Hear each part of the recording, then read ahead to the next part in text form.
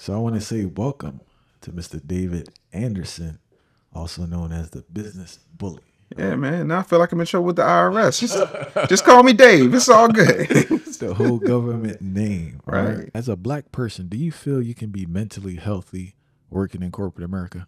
No, there is no mental health in corporate America. My last corporate job, aside from doing consults and things of that nature, I had a counterpart who had the same position that I had, essentially. And she could leave her door open, go across the street to Channel 6, hang out with the weather guy over there. Nobody batted an eye. I would get in at 4:30 in the morning, get all my work done, and just kind of hang out and do other things so that I could work on production or whatever it was that I was doing at this job. And there was a time where, I had to tend to my family. So I picked my wife up, whatever the case may be. And they'd be like, oh, well, you're leaving out a half an hour early. I said, it's funny. Nobody comes in here when I'm here 4 hours before everybody else and says, you know what, Dave, why you come? You can just come in at 9. It's okay. But you're clocking me. But the white girl who's doing less work, not putting up half my numbers, gets to rip and run wherever she wants to. That in and of itself becomes a thing. Then, as a black man, they pit the black man against the black woman because they're always 9 times out of 10. If you look at who's in the C-suite, if you look at who's in management position, you look at who's on the fast track, it's women. And that is no diss or disrespect to women, but there's a system in place. And so if you're pitting one against the other, then that becomes a thing. I had people who I got them a supervisor job talk to me like George Jetson and they're Mr. Spacely. And I'm like, yo, do you not know who you... So there's a certain level of conformity you have to have. I remember working in a corporate environment once and they told me my beard was unkempt, but there was a guy named Schmecko. And you can imagine what color Schmecko was. And Schmecko's beard looked like he was a stunt double for one of the Duck Dynasty cast members. And I'm like, y'all see Schmecko? Oh, well, that's different. How? Different how?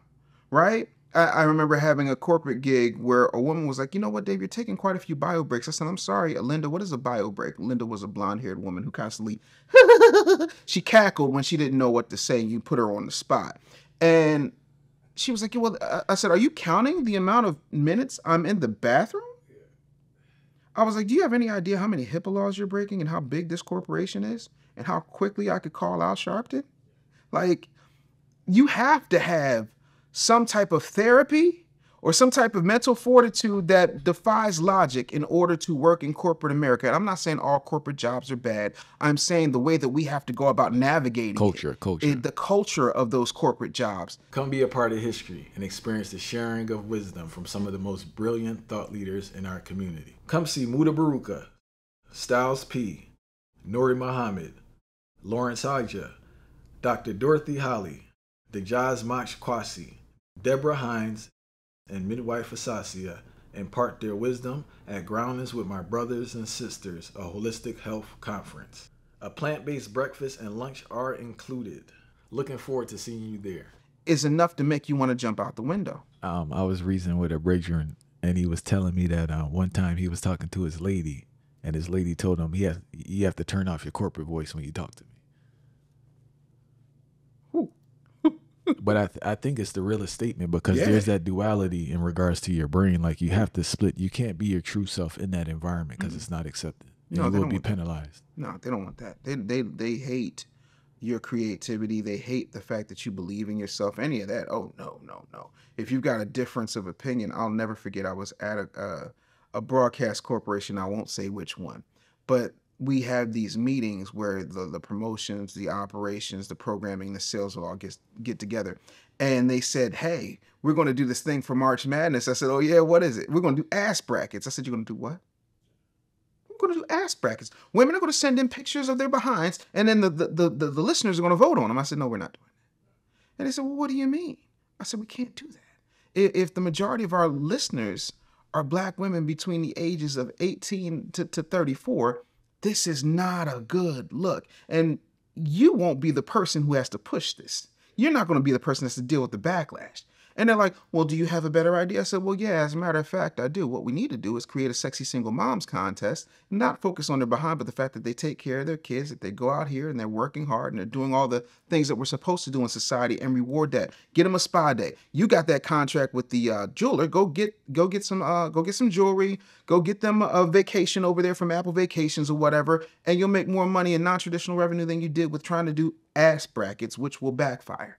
So that was the last meeting I went to, but they certainly took my advice and did the sexy single moms contest, realizing that the ass brackets thing wasn't cool. That's another aspect, taking people's ideas, which is very, very big when it comes to the race. Sure. You hear people so many times, you present something in the meeting, it's disregarded, Yep. but later on, it's executed. Oh, absolutely. Yeah, I've had that happen to me more times than I can count. Let's just say you've seen award shows that I created that I don't get credit for. You've seen television shows that are the #1 TV show on that particular network that didn't happen before or since that I didn't get credit for. And a lot of that is my own stupidity, because a lot of the things we're not taught are the intangibles. We don't understand the term work for hire when that's in your contract or in perpetuity throughout the known universe. You know, you're giving up your intellectual property. Now, as an advocate for entrepreneurship, for those who want to make that choice, I tell people that a corporate job, or any job for that matter, takes your skills, your talent, and your ambition, and they find a way to monetize it. So you as an entrepreneur need to take your skills, your talent, and your ambition and find a way to monetize it.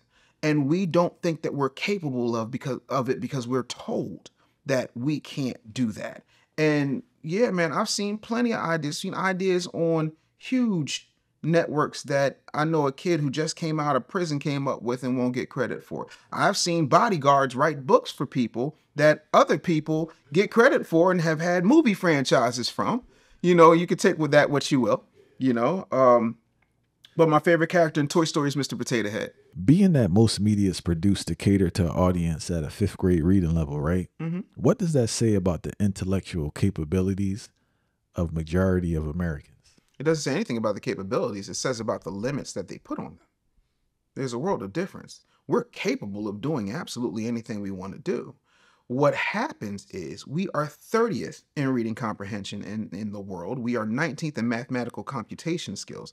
That says more about an education system that creates a nation of workers and not a nation of thinkers. We are taught to stand in line. We are taught to raise our hand. We are taught to ask permission to use our bodily functions in the way that God designed them to use. That has absolutely nothing to do with our capabilities. It has everything to do with them putting shackles. And I think we need to start having the conversation about the difference between capabilities and limitations. And when you put limitations on people, they're not going to rise above them because they don't think that there's anything but that ceiling. And when you don't show them anything but that ceiling, that's all they shoot for. That's what it is. White, black, red, green, poor, rich, they only shoot for a certain ceiling. And that's all they want to do. That's it. Why do you think so many people talk about being rich? They don't know what being rich is. And then they say generational wealth, but they don't have life insurance. And if they do, they're underinsured. And when you tell them, well, I got insurance at my job, $10,000 will barely cover your funeral, boo-boo cakes. Can we be real for a minute? Right? Nobody is preventing you from learning. This is how jacked up we are as a society, right?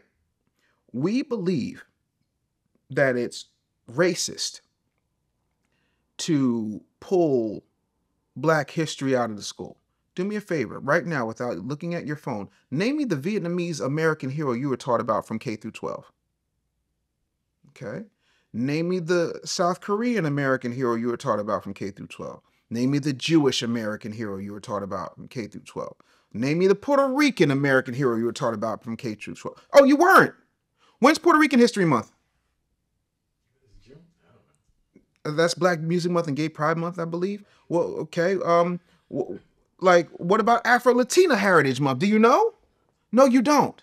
So here's the other thing. We're the same people talking about how oppressed we are. And I'm not saying that there's not a system to oppress us. What I am saying is, what logical sense does it make to want the people who you say are oppressing you, right? The U.S. government, by the U.S. Department of Education, is teaching you. So you want your oppressors teaching you about who you are culturally? And that's what you're up in arms about. I think there's another aspect we have to acknowledge where it's that lack of accountability and that Ah. contradiction, Hmm. because the same people I taught for years in Philly, Mm-hmm. the same people who would make that statement Mm-hmm. don't teach their children anything in the house, Yeah, I agree. but they're criticizing the system that's oppressing them for not teaching their children. Yeah. So it's a accountability issue right there. Absolutely. And again, I'm not one to believe that exceptions disprove the rule. I'm an exception. We homeschool my baby, right? My oldest knew exactly who she was, and because she did not have to grow up, in North Philly, she didn't have to grow up in Germantown or Mount Airy. She got the best Black experience I could give her by paying cash to go to Howard University so she could see a microcosm of what it meant to be Black from a cultural standpoint, from all different sections of our culture, right? That's called responsibility. If I had a book report, my entire family would gather at my grandmother's house and be like, yo, pull out the encyclopedias. Look at this. What about this? Did you know about this, that, and the third? Oh, you doing Black History Month? Who you doing? Well, I was going to do Frederick Douglass. Yeah, they know about Frederick Douglass. Yo, what's your favorite sandwich? I'm like, peanut butter and jelly. Yo, George Washington Carver. Yo, do you know without him there'd be no Ford plant? I'm like, wait, what? Yeah. I learned who I was by people who looked like me, who shared my bloodline. I'm not passing that off on anybody else. But we do that with everything. We get mad that our kids are addicted to screens, but who's buying them? You see what I'm saying? So for me, to bring it all home, it's not about the capabilities. It's about the fact that we love to fight for our limitations and then get mad when we're forced to keep them. Do you think the psychology also plays a big role in the self-sabotage amongst Black people? Sure. Sure. If you keep light skins fighting against dark skins, you keep single moms fighting against single dads. If in fact everything has to involve the government for it to be legitimate, if you have a situation where you feel like now there are people who are braiding who now have to go through the government licensure in certain states. There are people who are barbering who have to go through renewals and all this other stuff that they didn't have to go through before. And if you are a felon in some states, you can't even get a barbering license, even though you was cutting everybody on the yard. Bro, Yeah, they're passing that I in know certain most states. barbers were locked up growing Yeah, up in my but guess experience. what? If the barbers get hip to the fact that you can start a mobile detailing business, if they get hip to the fact that you can be a barber, and as long as you got a license, you can cut, you're good to go, then you're cutting down on that slave supply that they need. People only look at the first half of the 13th Amendment. They don't look at the second half. And that second half says, listen, as long as you ain't a criminal, you ain't a slave. But if I can make it so hard for you to get gainful employment, guess what you're going to go back to doing? It's simple math. So yeah, they're going to put the fix in. So how do we rise above that? We rise above that by creating systems that show each other that it is better to get with people who have different skills that accentuate what you lack in than it is to fight amongst each other about nonsense that doesn't matter. Come be a part of history and experience the sharing of wisdom from some of the most brilliant thought leaders in our community. Come see Muda Baruka, Styles P, Nori Muhammad, Lawrence Haja, Dr. Dorothy Holly, Dejaz Mach Kwasi, Deborah Hines, and Midwife Asasia impart their wisdom at Groundings with My Brothers and Sisters, a holistic health conference. A plant-based breakfast and lunch are included. Looking forward to seeing you there. I hear a lot of people speaking about the differences between the TikTok we're exposed to here in the West versus West in China. Can you break down the difference between the TikToks? Yeah, so ByteDance owns both companies, right? There's only one TikTok. They have a comparable app called Douyin, right? Our TikTok has stupid human tricks. It has twerking and nonsense and, people beating each other up and stupid rabbit hole conspiracy theories that don't have any real bearing on your everyday life, right? Nothing that's going to enrich you. If it's free, you're the product. However, in communist China, and I'm not rooting for communism here, but I'm just trying to give you what happens when other people are in control of things because they care about the welfare of the people. They said you can't be on it longer than 40 minutes. And you can't be on it after sundown because the blue light has a psychological effect here and here, right? Which will then affect what's happening here. And then that disrupts your circadian rhythm. That's why we're so tired. That's why you got these kids hopped up on Red Bull and $8 coffee drinks from Starbucks. Like, all of this is planned. So if I'm going to invade you and I bring over a bunch of able-bodied illegal migrants who happen to be Chinese between the ages of 18 and 26, when it's time to pull the trigger, I won't have to do what Japan did in Pearl Harbor. All I got to do is activate you because you're too busy doom scrolling to realize that you're fucked. What you call it? Doom scrolling? Doom scrolling. When this is all you're doing this stuff, you don't even realize you're doing this. This, for us, this is a foreign motion because we're of a certain age. But what about this? All this is this. Same thumb, different position. So they're doing that because the psychological warfare lasts years and the scars don't really start showing until it's too late to do anything about it. It's a very, very smart, calculated cancer. And they're doing it on purpose. Now, I'm not saying that there's no financial benefit to a TikTok ban. Of course there is. There's always a money grab because this government doesn't care about people. If it cared about people, then you could wipe out homelessness with 1/5 of the money that you gave Ukraine. And hell, you're wiping out homelessness for former Venezuelan drug dealers and gangs and prisoners. But when somebody says that, when these folks are sending these illegals over here, they're not sending their best, they're emptying their prisons and they're bringing crimes, you call that man a racist. Not saying he's not, but on that one, go to Colorado right now and ask those black people who got kicked out of their apartments, or go to New York in Central Park and at night, and you see those gangs that are called wolf packs that are literally taking over. What, you don't think that's not by design? But again, oh look, stupid human trick. Oh look, Blueface is going to jail. Oh look, Ray J's doing a show with transsexuals. At what point? Bro, if all I got to do is entertain you to distract you, you're never going to pay attention. The Wizard of Oz teaches people a lot of things. I have a list of movies that I want everybody to watch. The Wizard of Oz. I want you to watch... Truman Show? No, everybody's seen the Truman Show. I want you to watch the first Matrix. I want you to watch the first Matrix and watch it for the parallels of what's happening right now in our society, because technology has finally caught up to what they were talking about then. Then I want you to watch Enemy of the State and look at how everything that they were talking about in that movie is so commonplace now. 1998 wasn't that long ago. We're only talking, 24 years? Right? 24 years ago. Gene Hackman blew up his lab or his hideout because Will Smith made a phone call. Now, he ain't got to worry about a GPS tracker. It's in your phone, dumbass. It's in your vehicle. Oh, no, I don't have that type of phone. I got the old school phone, and I don't got them type of devices. I don't have no GPS in my car. You got Sirius XM, bitch. You got a GPS, dumbass. Global positioning systems are made from satellites. This is the thing. Then I really, really want you to pay attention to the distinguished gentleman. Nobody gives Eddie Murphy credit for trying to show us what society is slowly doing to us. There's a scene when he and Lane Smith are talking, and he says, listen, are you for or against sugar? I don't know what I should be for. Well, if you're for sugar, then we got money from the sugar lobby they'll love you. If you're against it, we got money from the parents groups that hate against sugar. Either way, we're getting paid. And then Chuck is going to buy 3,000 copies of my next book. Like, why do you think they don't force term limits on these senators and these congressmen?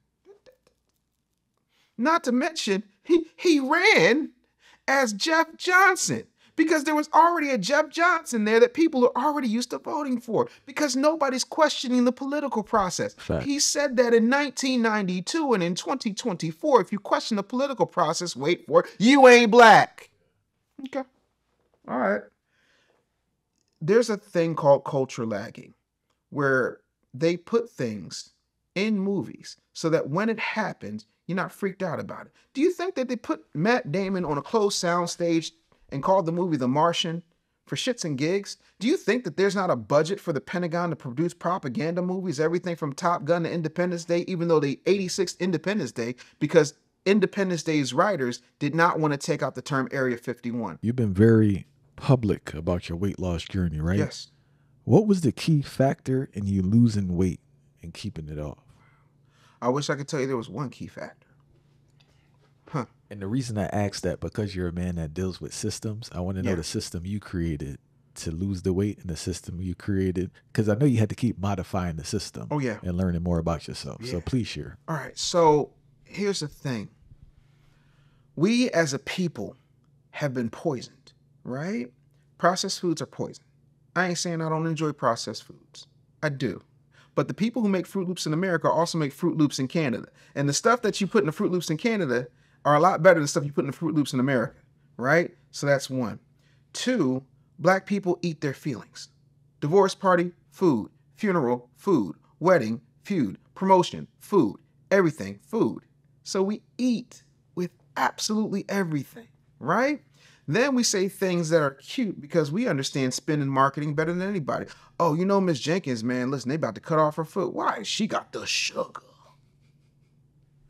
So what I saw happening was from 2019, a buddy of mine who had beat cancer 4 times lost his battle the 5th time. And it got to a point where every time I was like, you ain't dead yet? He was like, nah, I just keep beating this cancer, Dave. I just don't want to go out. And then I saw him go out. And he was physically fit. My brother was a cop, so there's a level of physical fitness you have to have in order to do that job. He got a heart valve that went bad, and they said, we can replace this with a pig valve or titanium valve. He said, well, what's the difference? They said, well, the pig valve will last you 25. The heart valve will probably last you 50. He said, the titanium valve will last you 50. He said, I'll take the titanium. He took it. 1 in 300,000, according to what the doctors told me, I'm not a medical professional, don't hold me to it, develops a fungus. Well, that fungus spread and it killed my brother. Sorry. Thank you. My friends kept dying. People who I had known from the 19 states I lived in doing radio and television were dying, and they were all in better shape than me, right? Had a conversation with my family, and it wasn't an easy conversation. And at the head of that conversation, my wife says, I'm upset with you. And I'm like, for what? She was like, yo, you promised me forever. And I'm like, I'm here. What's the problem? She said, how many 561-pound elderly people can you name right now? I do not argue with logic. I do not argue with facts, right? And so I said, I got to do something, and I got to do something extreme. So I did a lot of extreme things. The first thing I did was I went and got a therapist and dealt with the fact that I had inherited genetically my mother's emotional eating. And that's not to in any way disparage my mother. If my mother were here, she would tell you she's an emotional eater, right? So I had to remove my emotional triggers from food. What was it? Was it anger? Was it anxiety? What was triggering you? All of it. Bro, do you know what it is to be the kid that's supposed to make it? Do you know what it is that when you are the kid that does make it, everything that comes with that, and everybody who has this huge, I've got text messages from people in corporate broadcasting saying, yo, you know, there's a target on your back. That's a direct quote, right? Because go watch my first Breakfast Club interview and look what Charlamagne says. Oh yeah, man, I don't know how you produce Ricky. How do you sit there and produce somebody you know you're better than? Do you have any idea how trauma-inducing that question, even though he wasn't wrong for asking it, do you have any idea how trauma-inducing that question is? Right? Do you have any idea what it's like when all of these moments, these linchpin moments that most people would only get one of, if ever, were supposed to be the thing that was supposed to catapult me and didn't? Were you big early on, or you put it on working? I was never a big kid. I thought I was, but I had a growth spurt when I was a senior in high school. But the mindset had been, because kids were calling me fat, I thought I was fat. And then I started ballooning in college. And then you get in radio, and radio, you're in a box for at least 4 hours. I was going to ask, with the radio, due to the stress and the workload, do you think that played a role in regards to that? Absolutely. Yeah. When Puffy come to town, what you doing? You going to dinner? No free costs. Right. No Diddy. When the record reps come to town, you going to dinner. When you are drinking, I know I go fire. Yeah, it's food everywhere, and you're not exercising. There's no standing desks at the radio station. There's a nice comfy chair. You can adjust it. You can stand up when you want to do your talk breaks, but everybody's sitting, right? Going to any radio station in America, most people are sitting. Sitting is the new smoking. We know that now. I didn't know that then. Then imagine that you put your neck out for somebody who you thought was your best friend. And as a result of them, corporate, telling him that, you know, he's trying to stab you in the back, he's doing this, he's doing that. And, you know, I don't know why he sent you that thing from the consultant, even though they're telling me to send the thing from the consultant, even though they're not telling him that they're going to replace him with two kings of comedy and a former host of the Showtime at the Apollo. Imagine losing your friends. Nobody's allowed to talk to you. Imagine losing the person that you were with at the time, you know, because when the money goes, does the honey stay? You feel me? Then imagine losing your home and all the worldly possessions that you have are now in a truck. Now imagine you ain't got no money at one time. Yes. Now imagine you don't have any money. So what are you doing? You're the dollar millionaire. You know, you going through a drive-through because what else is there? And imagine the psychological toll that takes on you at a time where there was no such thing as black men going to therapy. Not making excuses, I'm just painting the picture. Right. So yeah, I ballooned up to 561 pounds and I go from that to yet a situation where I figured out how to make blog talk work for myself. And then I helped start Spreaker, right? And then now here comes corporate, like, one more time. How did you feel about yourself with the weight? Because we have this, what's the term we have? Not body shame, not body acceptance. What's it called? Body positivity? Body positivity. So bruh, just tell me, like, how did you, like, feel about yourself when you were at your biggest? I hated myself. Not because I was big. I hated myself because it gave people a license to disrespect me. Because the most acceptable form of discrimination in America is picking on people who are overweight. You know, like even the term big back is offensive. I use it because I can. I mean, I'm black. I can use nigga too. You know what I mean? Like, but the reality of it is we can say that it's unhealthy. And there are people who are literally framed that way. Not many. Most doctors will tell you not many. And even then, like I had a conversation with David Banner about this. He was like, yeah, I want to get down to 215. I said, Banner, you're in the best shape of your life. Why 215? He said, because even if I'm carrying 250 pounds of muscle, it's still 250 pounds. It's going to put a strain on my heart, which would lower my life expectancy. So I can dig that. I respect that. Yeah. So for me, I hated myself because that's all you could say. You couldn't attack my intelligence. You couldn't attack my resume. You couldn't attack my pedigree. You couldn't attack the woman I was with. So hold on. People would like personally say something to you about your weight, like jokes? Yes. I'm in a room with comedians, bro. Do you know what it's like when Ricky Smiley, J. Anthony Brown, and Bruce decided to do 35 minutes on your hips? Bro, do you know the psychological toll that takes on you? Like, I do have feelings, and at the time, I'm a 28-year-old kid. I'm not an almost 50-year-old man, right? So yeah, it took a toll, and I hated it, but I never felt like I was in a prison. I never felt like those people in 600-pound life because I was living good. What was the system you created to lose weight? Right. So the first thing I did, I spent a year losing as much weight as I possibly could on my own, right? And with that, I went and hired nutritionists. I went and found a therapist, and I talked about my relationship to food. I figured out, I didn't know what the hell macros were. I'm not that kind of genius. You understand what I'm saying? So I had to learn new skills. I had to understand that food is fuel. It's not for pleasure. Right? We treat food like we have like porn. It becomes a whole thing. Instagram was built on the fact that people love food porn, right? So I had to get through that. And then it got to a point where I just kept hitting a wall. I lost 92 pounds, just kept hitting a wall. Like I might get up to 100 pounds of weight loss, but I couldn't get past it.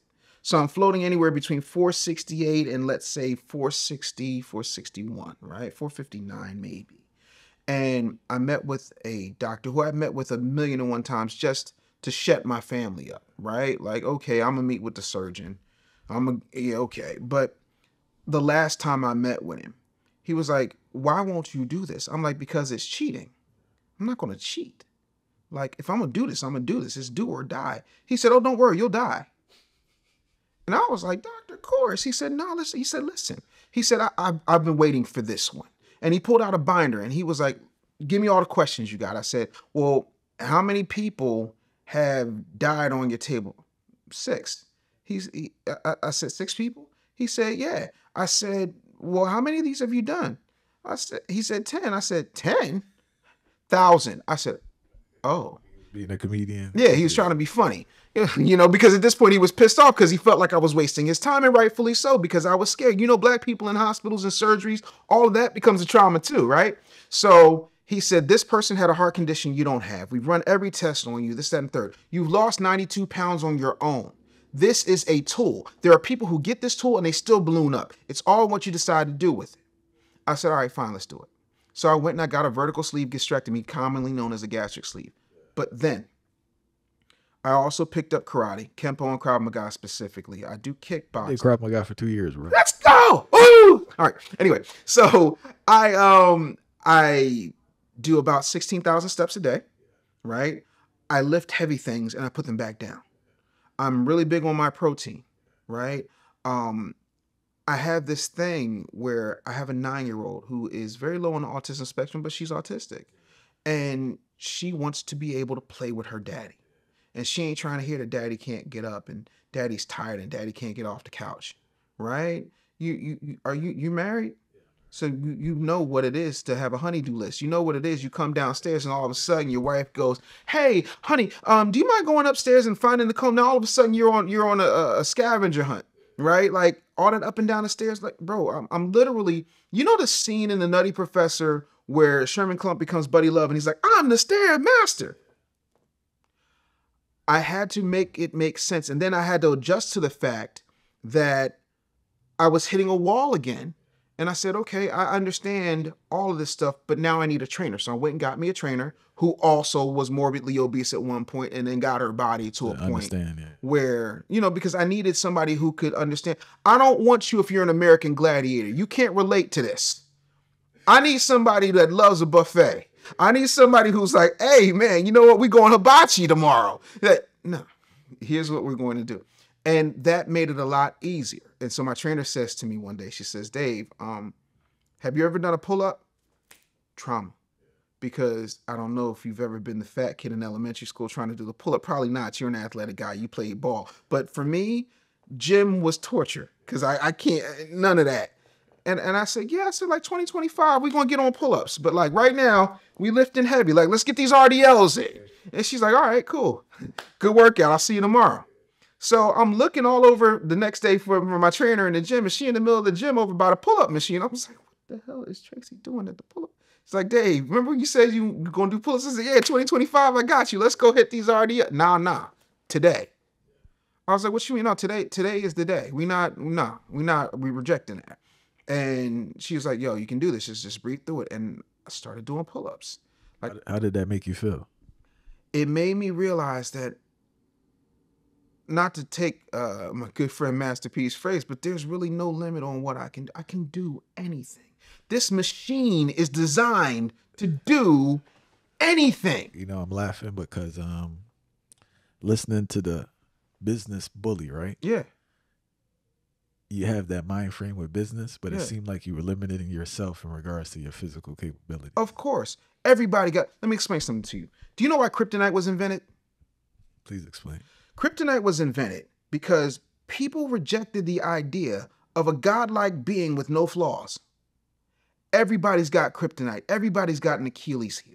Mine was food addiction. Mine was the fact that I could not get my body under control. And before somebody gets in the comments and say, well, he's still kind of big. I'm 249 pounds. What you're seeing is skin. I got some of it taken off, but you can't get it all taken off at the same time.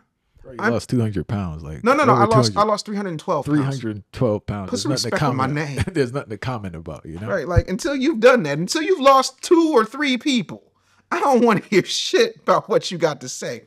But the thing of it is, it was my kryptonite.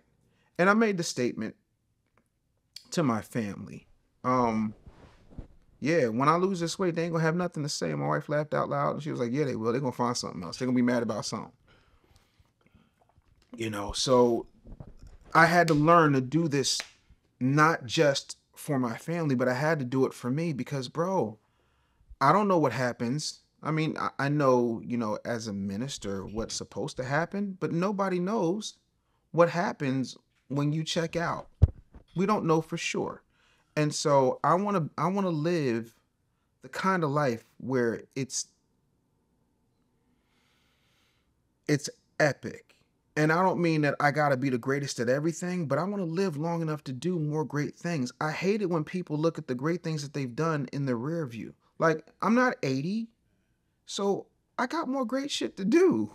I can't do that if I'm going, ugh, And that's what I said to Raleigh for reparations. You can't talk to me about wanting to get something from the government and talk about revolution if you can't bend over and tie your shoes. If you can't drop and give me 10, bro, you not in no position. How you gonna fight them? Listen, hold on. You gonna get me in trouble, bro. Because I made a comment when I was teaching, and I was saying that the school I was at, they had a lot of people there that were obese, the teachers, right? Right. And I was saying that you shouldn't be allowed to be obese and be a teacher. Correct. Because we're around these children more than their parents, and we're setting an example. Correct. Wholeheartedly agree with that. 3 years ago, I'd have fought you on that. Because I was morbidly obese. And listen, when you have, I think my BMI was like 60. Yeah. Like, but here's the truth, man. Do you know what white people do that I admire? And this is in no way saying that I want to be a white person, because you got to clear that up for the people in the cheap seats. Do you know what white people do that I truly admire, that I wish we would do as a culture and as a people? They hide their training of their children for the apocalypse in fun. They go camping, they go fishing, they go hunting, they learn to live off the land, they know how to make a fire. They do all of those things. They teach them how to shoot from a young age. They don't go, oh Lord, we need the gun control. Oh Lord, we can't have guns. They are getting ready for what they think is to come. See, people don't understand this. And I don't know if you've had this conversation with anybody here, but I'm pretty sure you have. I love this channel. And if you have not hit that subscribe button, I'm going to need y'all to go ahead and do that. But in the meanwhile, I need for people to understand that every empire, Rome, Britain, every empire falls. It's not me predicting gloom and doom. It's a foregone conclusion. People are going to look at the American empire, 300-400 years from now and be like, man, they had a hell of a run. A long run. 246 years is not a bad run. Long run. We might make it to 300, but I highly doubt it. Not in this form. So what you going to do? Do you got meals ready to eat? Do you know how to fish? Do you know how to hunt? Right? Are you in peak physical condition? Like, are you working towards that? Right? How good are you at swimming? Right? What's your mountain climbing skills like? How many knots can you tie? Like, what can you do in order to make this thing happen? If the internet goes away tomorrow, how will you function? Oh, I can't wait for the gurus to fall out when the banks collapse and the internet no longer functions. Have you ever seen Terminator? The first one shows you what happens with unrealized potential. Don't focus on John Connor. Don't focus on the Terminator. Focus on Linda Hamilton's character. And look at how Sarah Connor changes from Terminator to Terminator 2. She went and she slept with Contras and she dated, rebels and anybody who could show her anything about weaponry and survival.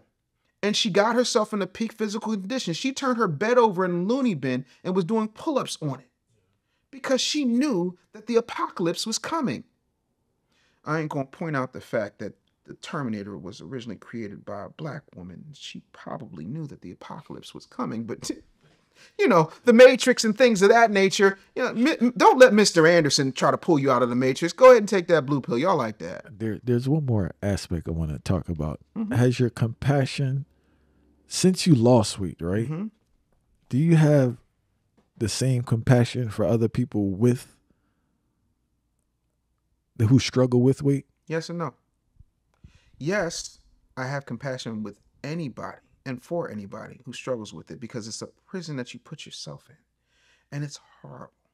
I have compassion for people who want to get out and are willing to do something about it. I do not have compassion for people who just want to complain. Les Brown says that there's a guy who walks past a guy on a porch with a dog, and the dog is laying down and just moaning and groaning. Oh, the guy says, excuse me, sir. The guy goes, yeah. Why is your dog in so much pain? Why is it screeching out? Well, the dog is hurt. It's laying on a nail. Well, if it's on a nail, why won't the dog get up? Well, the dog doesn't hurt bad enough for him to get up. Only bad enough for him to moan and groan and bitch about it. When I got tired of moaning and groaning and bitching about it, I put my sneakers on and I started walking. When I could walk really well, I started jogging. When I got tired of jogging, I put my ass in a dojo. And then I started diversifying my skills. And then I started lifting up some heavy things. And I put on some gloves and I decided to punch some people in the face. I started to do things to take control of my life. You only get one life. How do you want to live it? Do you want to live it as a man on your feet, or do you want to lie down like a bitch? If you want to lie down like a bitch, by all means do that. Even the Bible says if somebody wants to sit there and drink, let them drink and forget his troubles. But if you want to make an effort, and I'm not saying it's easy, I'm not saying what I did is normal, because it's not. And not everybody's going to be able to do it. But if you want to, you can. There's nobody stopping you. Like, the thing of it is, we live in a prison. That's like, you remember that movie Life? And they're outside and he was like, you notice we ain't got no fences, we ain't got none of that. All we got is a gun. Tell them about the gun line, boss. The gun line is a knife and fork. The gun line is the perimeter. I'm sorry, the internal part of the grocery store. The gun line is the music industry, the television industry, the broadcast industry. The gun line is this TikTok app that even the Chinese don't use. They got their own version of it because they understand how important it is to 14-year-olds. That's why you can't be on it for longer than 40 minutes. You can't be on it after sundown. And there's nothing disturbing or disgusting on their version of it. Ours, though, yeah. And then you're like, oh, well, they're trying to ban TikTok. Do you ever stop and wonder why? I'm extremely concerned about the message being given to our young sisters, right? Mm-hmm. I'm noticing more and more, not to say that it didn't exist, but now it's like on steroids. Right. More and more women believe their body is going to take them farther than their brain. Not to say that it hasn't been there, but fire, this thing is like on super steroids now, and it seems to be growing and growing. What's up with this, man? Okay. So I think you have to understand that we believe that we're in control of the media and the messages that we have. Oh, well, if the rappers just didn't do this and if Sexy Red just went away, yeah. Do you not realize there's a line of Sexy Reds out the door right now? She's not the problem. The problem is the corporate overlords who don't look like us, even though people say, well, the guy who signed Sexy Red is black. Well, who's he work for? Who's his boss? We need to stop equating skin color with psychology. I think that's the thing too much, because it's like it's a black person, but continue. Yeah, I mean, that's the whole thing. Like, because you see how that worked out for those people in California wanting reparations. They still butthurt, man. There's not enough preparation H on the West Coast to cure that amount of butthurt, because we don't know them people black, because, you know, black people going to do so well. If that's the case, then why y'all so mad at Clarence Thomas? Oh, because I thought the black was the thing. Yeah. Okay, anyway, the thing for me is we have to start doing what Nancy Reagan told us to do in 1983. Just say no. And then start platforming the people who are out here doing real work, who are not showing off every ounce of skin that they got, who, like, I have a client, her name is Dr. Casey Fox, and Dr. Fox, was injured in, I think, Iraq.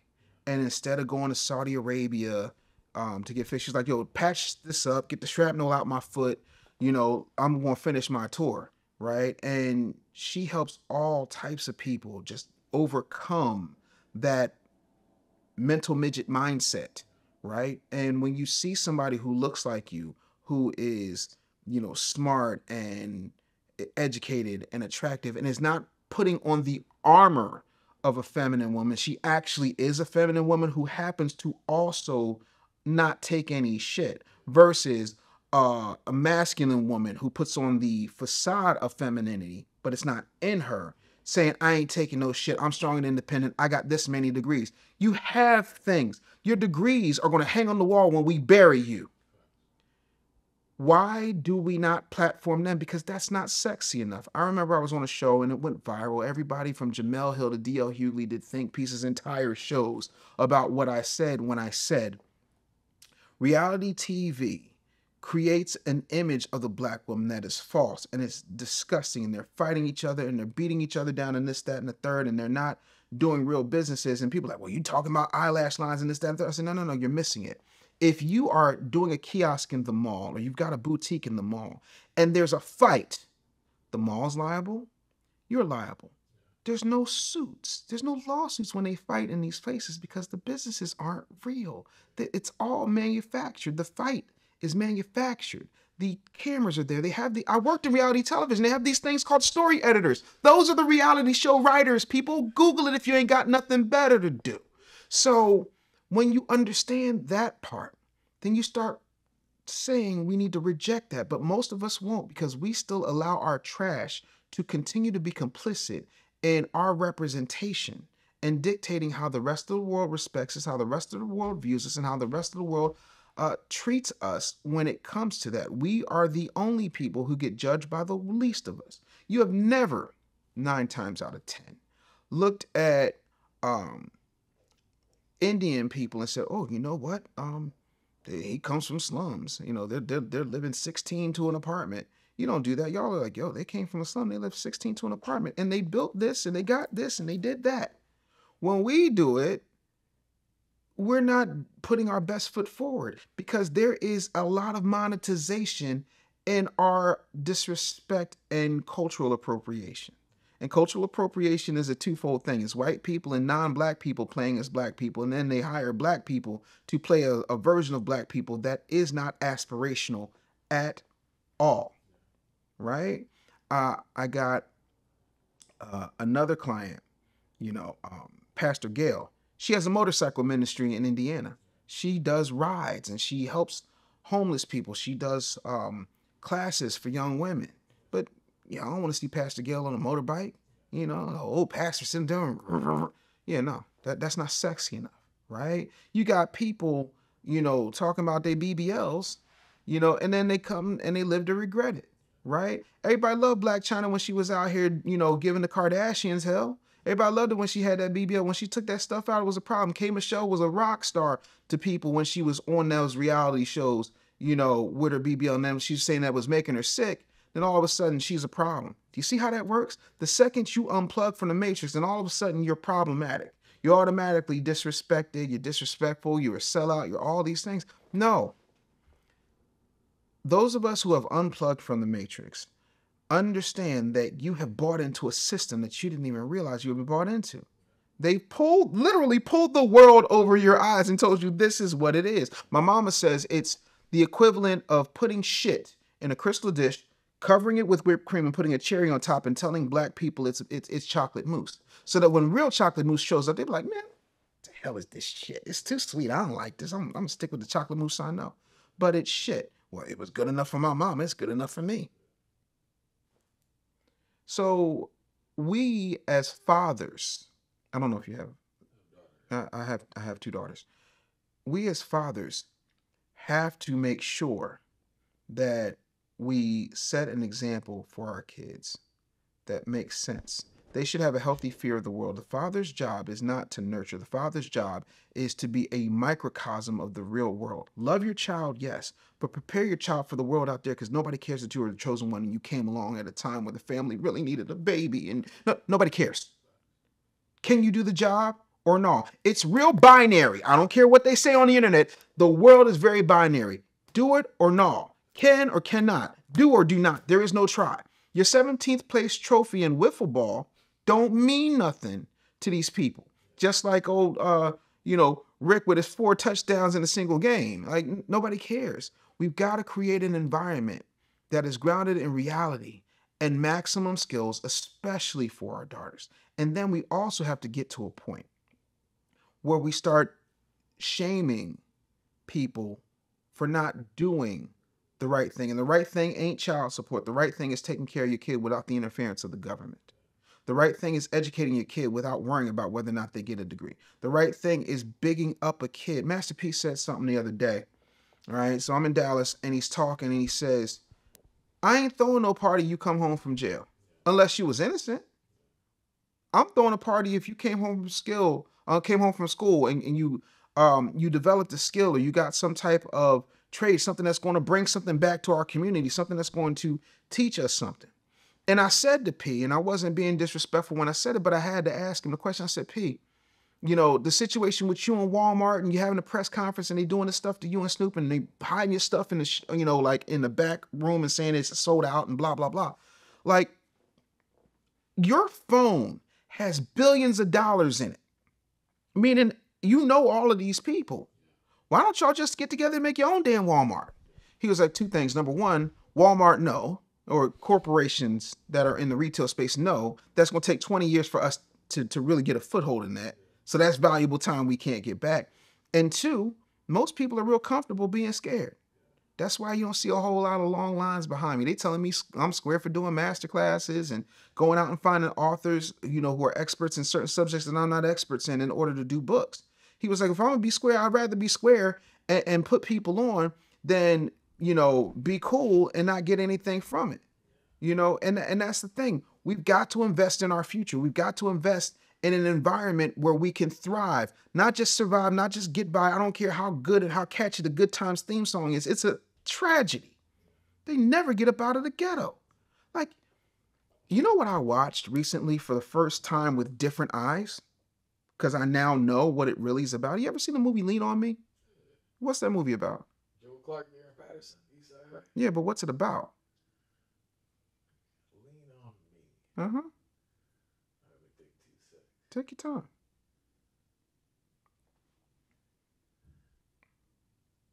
I would say Lean on Me really shows how the system is set. Not for change. Because what did Joe Clark really change? He wasn't there to change a damn thing.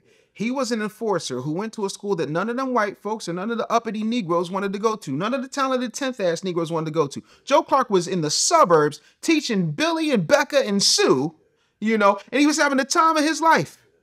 And they said, nah, we need you to come to the East Side. You ain't done nothing. You got to make a difference, Joe. You got to go help the hood. And you know why they put him in there? Go back and watch that movie. Joe Clark's the bad guy in that movie. He's the villain. You want to know why? They sent him down to be a corporate stooge. I don't think he knew that. I met Joe Clark. He was a really nice guy. I went to the worst high school in America. You're in Philly, you know. Martin Luther King High School was the worst high school in America in the 90s. Joe Clark was like, can't do nothing with it. Joe Clark was the bad guy of that movie. The man himself, not a bad guy. The movie version, Morgan Freeman's version, he's a bad guy because he was there to enforce the fact that it wasn't about educating those kids. It wasn't about giving them a vision of themselves for the future. It wasn't about the little paper mache battery-operated Passaic River Falls. It was about the ability for them to pass a minimum basic skills test so that the state of New Jersey can justify the funding that they needed to get from the U.S. Department of Education. They did not care about those kids. Why do you think in the beginning of the movie, Joe Clark says, Sam's, if you're going to smoke crack, why don't you go ahead and do it expeditiously and jump? Why did you pick a fat kid to be the crackhead? I never understood that casting. But that's what that movie is about.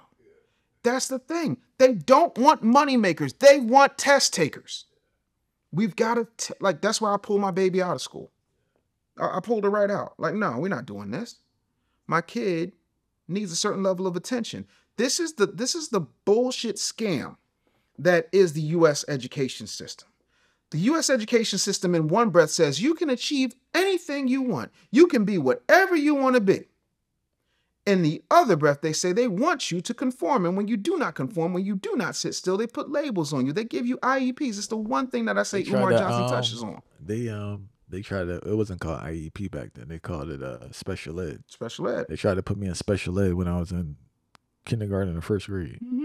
Like, you know how that would have derailed my life? Absolutely. This is not like IEP now where it's like your general population. You were in the basement, off to the side, around four other people with real issues. Then they had helmets in the short bus, and you had one teacher your entire career. No. And then the thing that kills me about that is they get money for those IEPs. They don't do anything. They don't do anything. Don't get me started. But the thing of it is, don't tell me that you want to give your child a good education and you can't tell me the last 10 books your kid read. I want to hear it. I want you to take responsibility. The same way you take responsibility for being strong and independent, the same way you take responsibility for being a good father, the same way you show up on time for your job is the same way I need you to show up early for your kids.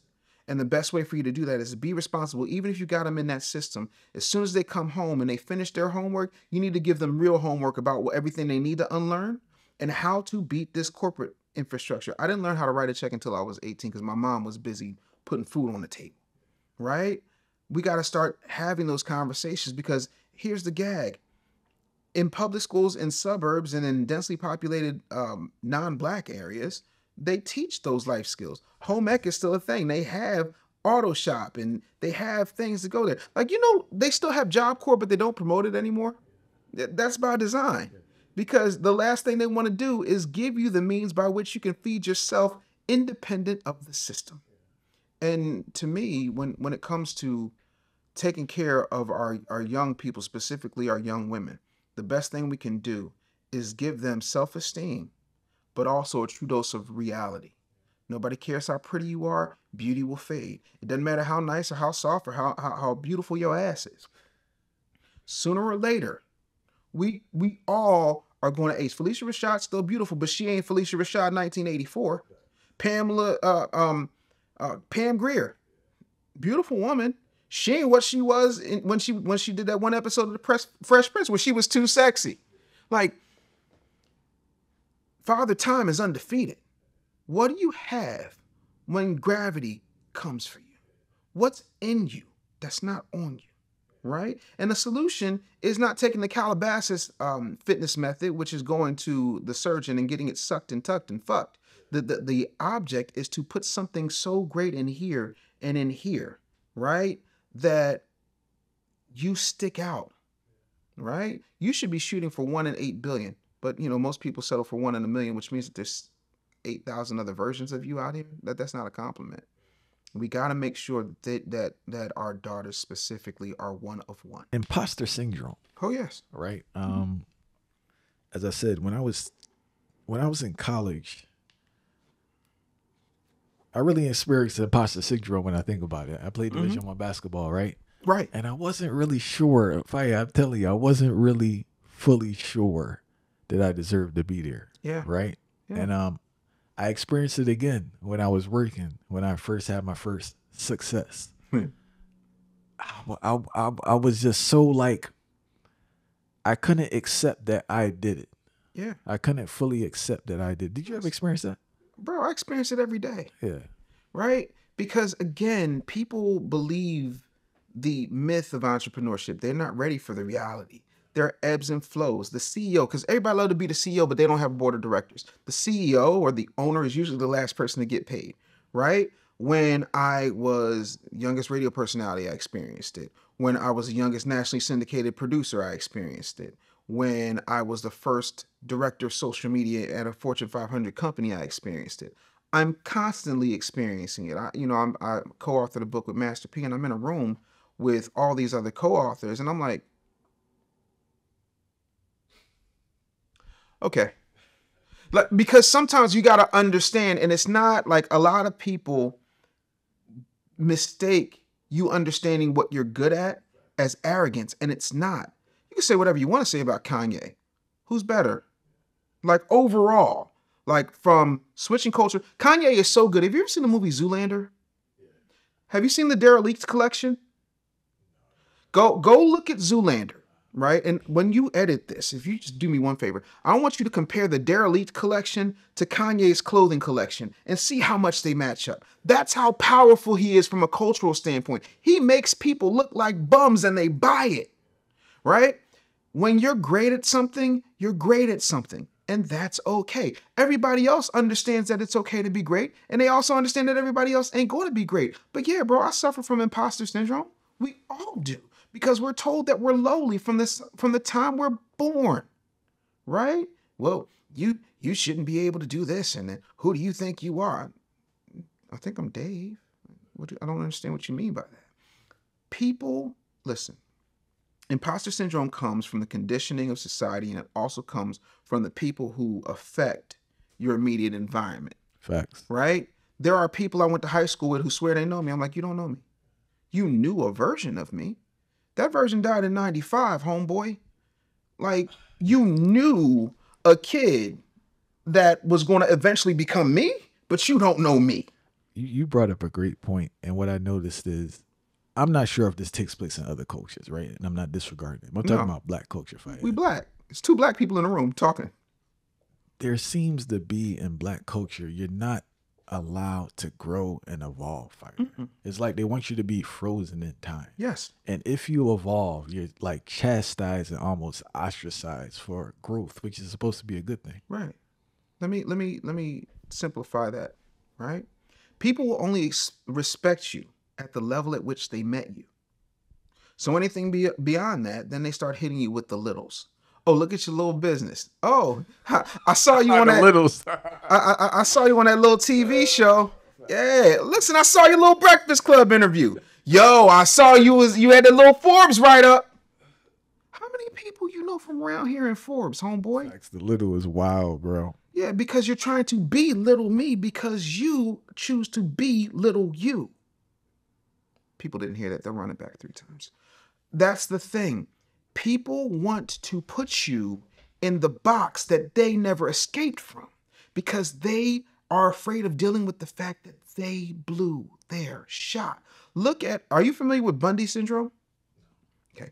Bundy syndrome is a psychological term I coined back in 2004 when I realized that most people who peaked in high school because they threw 4 touchdowns in a single game are literally selling shoes. And they can't figure out how you, who was the one who just sat there and read books and was quiet and sat by the punch bowl at dances, all of a sudden became a superstar. They can't wrap their mind around it. For those listening who don't understand why that takes place, is that those people, they don't generate the skill set to thrive at life outside of that environment. Right. Like whatever they had going on works in that environment, right, but they don't have anything to offer once they leave that environment. Yeah. Nobody cares about you being the captain of the football team, Rick. They don't care, right? Nobody cares that your girl was the captain of the cheerleaders. Nobody cares. That's not a tangible, transferable skill in regular life. That's how children think. And when you operate as a child, you get babysat. And that's why we start saying things and campaigning for things like, oh, well, we need a raise in the minimum wage. Do you not know how inflation works? You know what I want?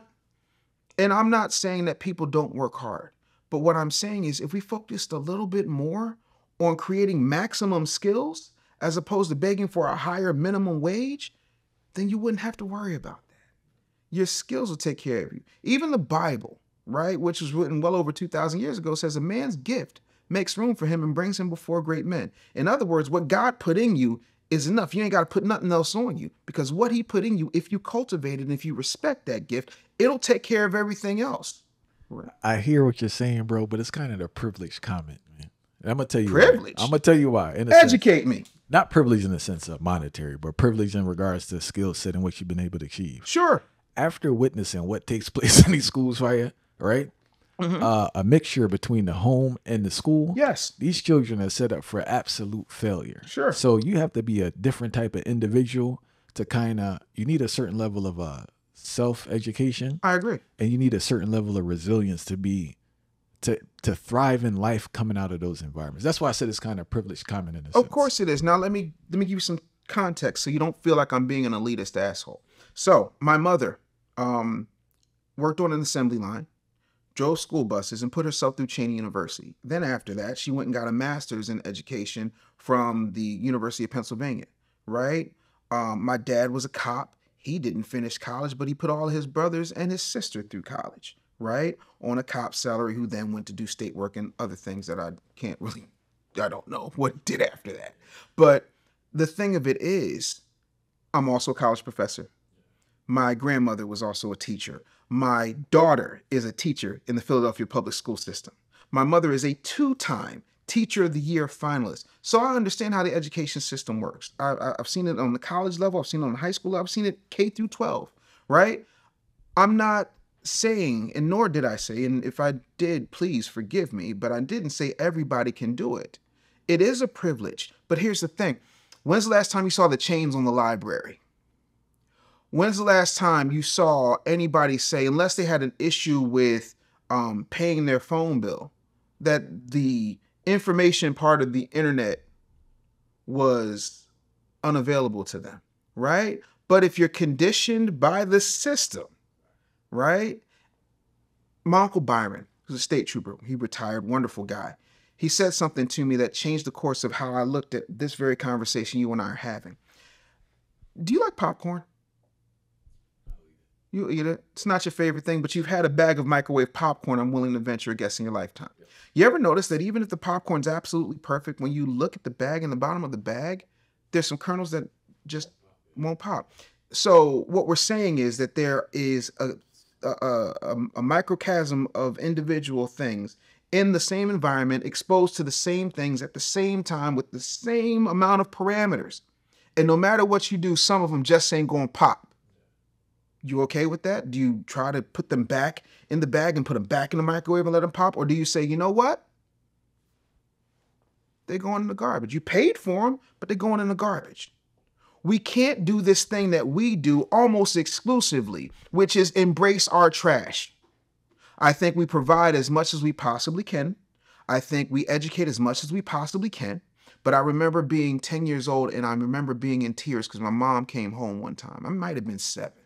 And she said, you won't believe the day I had. I said, what happened, Mom? She said, I had parent-teacher conferences, and this one lady comes in, and she says, my son said you want him to write a report about Jesse Jackson. Well, who the hell is Jesse Jackson? Michael Jackson's brother? There's always going to be ignorant people. There's always going to be people who don't want to be better. In the largest, this is the greatest time in human history. We can act like it's not, but it is. We have more information. We have more resources. We are richer than 75% of the globe. Period. Even our unhoused people live better than 75% of the globe. At some point, when do we say, there's nothing stopping me? My grandfather had a 6th grade education. He said, if you want to hide something from nigga, you put in a book. Because they know what you know and I know, which is most people ain't going to read it. When's the last time you read your cell phone contract? When's the last time you read the terms and conditions for Facebook, Instagram, Snapchat, YouTube, Twitter, anything? So you do realize there's a reason that Zucks puts tape on that camera. He puts tape and disables his sound card to pick up the audio. There's a reason that they have those devices, that portal thing that Facebook launched, where it follows you when you're talking to your mom in Wisconsin, right? All the while they're doing that, they say, gold medal flour, Domino's sugar, Coca-Cola, Honey Nut Cheerios. And then they go to Honey Nut Cheerios. Have a nice little ad for you coming up soon. Huh? See, I have a nice little ad coming up for you soon. It's not even that they'll have a nice little ad. They go to those corporations and say, listen, we've got data from 5 billion people. And that data says that they like this product versus that product. If you want it and you want to advertise, this is what it's going to cost you. When something is free, you're the product. The education system is paid for by our taxes, but how many times have you seen parents show up to the school board unless somebody's getting hurt, maimed, essayed, or something along those lines? We don't really see it in droves. We see it now in Chicago and New York because of the migrant situation, but we don't see that. We talk about how we want reparations, but most people don't even know who their city councilman is, let alone their state rep. Look at what's going on in California right now. They sent a bunch of black legislators to tell y'all ain't never going to get this reparations, and they walk right by you. And they're comfortable doing so because they know that most people who look like us won't bust a grape in a fruit fight. When I sat on the stage at the rally for reparations in DC, I said, the only thing the dominant society will understand is the loss of revenue and the loss of blood. And people's like, oh my God, how can you say that? I'm like, if you want to take care of yourself, you want to make sure you get reparations, make sure that you lose some weight. Make sure you get yourself someplace where you're healthy. And that might sound like an elitist thing unless you didn't know that I was 561 pounds 3 years ago. At some point, you got to realize that they're killing us with the food. You're so quick to put your fist up and talk about black power, but you haven't talked about the fact that 90%, between 84 and 90%, depending on which study you're looking at, has densely populated black neighborhoods, which are called the hood, as food deserts. Meaning that there's no fresh food there. We don't rally against pesticides. We don't rally against Monsanto. We have not gone up to Bill Gates and pulled up on him like we pull up on some rapper who said something we don't like about our baby mama. So yeah, privilege, sure. Uncommon, absolutely. Should I be the only one though? Should we be the only ones? But it all ties back to what we spoke about earlier in regards to accountability. Correct. And it just seems like unfortunately for the majority, that's just something we avoid. Yeah. No, we don't want any part of it, you know? Why? Listen, bro. When I was a kid, I never understood the term ignorance is bliss until I became a man and I saw that when you don't know anything, you don't care about anything. My man Beard speaks about willing ignorance. Yes. And I think that's what we have. We have a willing ignorance. Absolutely. Because I had this long conversation with someone saying that, and it's an expectation, not saying that it's reality, but it's an expectation. Right. Unrealistic expectation on my end, that at a certain point, you have to take responsibility for yourself and that search for information. Right. Unrealistic expectation on my end. Right. But people go into a willing ignorance, because what I learned is people are very versed and masters at a lot of things. Sure. They just masters at things that are not beneficial to them. Correct. So It takes less work. It takes less work for me to understand everything the celebrity's doing or what you're doing or what this person's doing, instead of understanding myself and trying to improve myself. right. I don't care what's going on with Halle Bailey and DDG. I think they're cute kids, right? They're raising a baby. I don't care. I don't have the luxury of caring, right? I'm trying to figure out how to make this a better world for my daughters, right?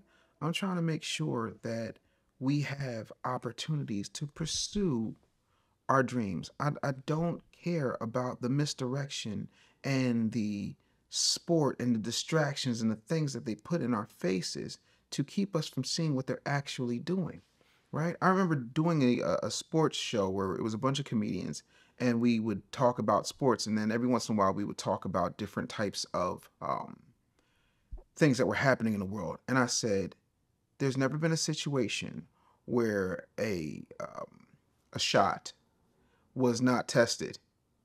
This never happened. And I said, there's no way they can tell you that if you get this, that it's going to keep you from getting it and you're going to keep people from spreading, but they'll tell you that that's what it is. Well, no, it's on the Lysol can. I said, no. Coronavirus is on the Lysol can, not SARS-CoV-2. Those are two different things, right? And then you start looking at the guy they put in charge of that, the guy who was also telling people in the 80s that AZT was going to make them feel better. You notice when you see people who have HIV, they don't have those purple lesions that they had in the 80s and 90s? That was the AZT. It wasn't the HIV. See how that works? And then you get yourself a spokesperson, and the day after he finds out the most devastating death sentence in the shadow of Arthur Ashe dying, he says, well, yeah, man, I'm going to take this time and maybe I'll have a basketball team. Wait, what? And if you think I'm lying, go to Apple TV and look at the Magic Johnson documentary and see who you'll find there and see how he was acting the day after he got earth-shattering news when you got a wife who's pregnant. Like, we don't think about how quickly they make it okay for us to be ignorant, even with the election, right? We live in a constitutional republic, which means that the people are represented by elected officials. The elected officials want your vote. In order to get your vote, they have to tell you what they're going to do when they earn your vote. That's called an agenda or a platform or policy, right? If you don't put that out, but you want me to vote for you, or say that you replace somebody who all of a sudden was forced out or maybe decided, or somebody decided for him that he no longer wants to run for re-election. And instead of there being any type of primary, like go back 24 years when all of a sudden Gary Coleman was running for governor of California and Arnold Schwarzenegger was running for governor of California. That was an emergency election, it was a runoff election. And the people decided who they were going to vote for. And they voted for the governor. There was still an election. The people had a part in that process. What part do we have in this current process we're in? Right. But the next day, oh, well, she's secured enough delegates. How? Who are these delegates? How does this work? Why is speaking to a professional about our problems still taboo in the Black community? Because we have been fed a steady diet of Jesus ever since we were put on that plantation. They gave us a redacted Bible. Then they gave us Master and Mrs. Old hand-me-downs, and we only wore them in church for Sunday. That's where the term Sunday best comes from. That's why to this day, Negroes dress up for church, even though we're supposed to come as we are. And nowhere in the Bible will you hear them say that Jesus, Moses, Paul, anybody was dressed to the nines. You ain't see it. The only time you see Jesus doing anything decadent is when he got his feet washed, And when his mother asked him to perform his first miracle, was turning water into wine at a wedding, and not only did he do that, but he basically made it top shelf. Excuse me. So we have this thing where talking to a professional who not the pastor, who not saved and sanctified and filled with the Holy Spirit. Oh Lord Jesus, you gonna burn in hell with that crazy talk. You best get on from around here. Everybody needs somebody to talk to outside of your little group chats, outside of your little sister circle, outside of your homeboys at your pickup basketball games at the rec center. You need somebody who can help you work through your shit and hold a mirror up to the ugliness that is YOU. And most people ain't prepared to do that. Man, I go to therapy, right? Mm-hmm. And the therapist I have is kind of she kind of rough, to tell you the truth. It kind of worked out. Like, she's like what I needed, truthfully. Right. But I always tell my wife, man, is that like you have to be able to like accept the reality of yourself to heal. Mm-hmm. And I think that's like the biggest hurdle for people. They don't want to have that turning the eye back on themselves and to evaluate your true self. Mm-hmm. And it's ugly. Yeah. And it's dark, but it's needed to get to a better space. And it's like there's all this pseudo healing online, but like you cannot avoid that process to get better. No. And I just want to say it ties into a quote you said, man. I think you were talking about the fail-free life. I don't know if you mentioned it. You're always dropping these little gems, but you spoke about the fail-free life. But it's like one of the key components of this healing thing, fight. It's like you gotta go. There's a movie. What's the movie with Leonardo DiCaprio when they were shifting reality and going into the Inception. dreams? And you gotta go down to that 5th floor. Yeah. You gotta go down to the basement. Mm-hmm. Unless you go down there, like you're gonna be stuck in this thing. Yeah. No, I think what I'm trying to get people to understand, because here's the thing. There's two things that I've noticed about humanity, and I can be completely wrong. I don't think I'm the world's foremost authority on most things, right? Shit, anything, to be honest with you. But I know enough to be dangerous. And the one thing that I know is you're not getting out of life unscathed. There's only been one perfect person of record, and they killed him. You will not have a problem-free life, even if you got money. And this isn't, oh, don't make money because money is the root of... No. The love of money is the root of all evil. Money is a tool, right? But this whole nonsense of, I've got to be perfect. That's why people never start. We talked about entrepreneurship and why so many people have so many issues with it. And we talked about entrepreneurship from an imposter syndrome perspective. But the truth of the matter is, people don't believe that they're capable of doing it. And if they get the idea that they're capable of doing it, they don't want to fall in front of their friends. Bro, I have failed over and over and over again. Like, I had a company in the year 2000, which I knew was going to change radio forever. See, back in 2000, God, that sounds so old. But back in 2000, everybody would send their commercial productions on a reel-to-reel, and you would just FedEx it to wherever it needed to go, right? I was like, yo, I can build a website, and I can just send everybody MP3s. I'm a corner the market. What I didn't count on was the fact that most Negroes are scared. And so they said, well, this is a good idea, but we just coming off of Y2K. Y2K didn't happen, dumbass. Well, no, because the news says that any attachment could be the virus. What is a virus? I don't know, but I knows I don't want one because it's going to shut down my computer. I was like a reel-to-reel. I was too early. 2004, me and a guy named Aaron Hardison created a company called hitmeonthehip.com. If you came through the radio station, you was doing a drop for hitmeonthehip.com. And it was an entire platform dedicated to two-way paging. I didn't know that they were going to put the text messaging in the phones. Fail! So go fight. Bro, you know what I'm saying? Like I have failed a bunch of times. I was homeless. I got with the wrong girl at one particular point. I took gigs I shouldn't have taken because I didn't want to be out what we call on the beach, right? I took gigs that were beneath me. I turned down a gig that was beneath me, but that could have been more beneficial to me, even though it was beneath me financially. And I still wound up doing the gig, right? But I did the gig on the side. I didn't do the gig in there. Like, I failed so much, right? And I failed mostly because I was trying to R. Kelly the situation. Now that you've come around to seeing it my way, nobody's gonna see it your way, homie. Ain't nobody coming to see you, Otis. It don't matter how dope you are. If you don't own it, you don't have a say. The onus might be on you, but the ownership isn't. That's the thing. You got the responsibility, but none of the accolades. And then we talk about pyramid schemes, but the biggest pyramid scheme is corporate America. Because there's somebody at the top that you never see. And if you think I'm lying, go watch 10 seasons of Undercover Boss, now streaming on Hulu. That wasn't a plug, but I'm just saying, if you don't know where to find it, that's where it is. There are people who own 1-800-Flowers that have never put together a bouquet a day in their life. There's people who work for Golden Crush. They make the Jamaican patties. Didn't know how to do the Jamaican patties.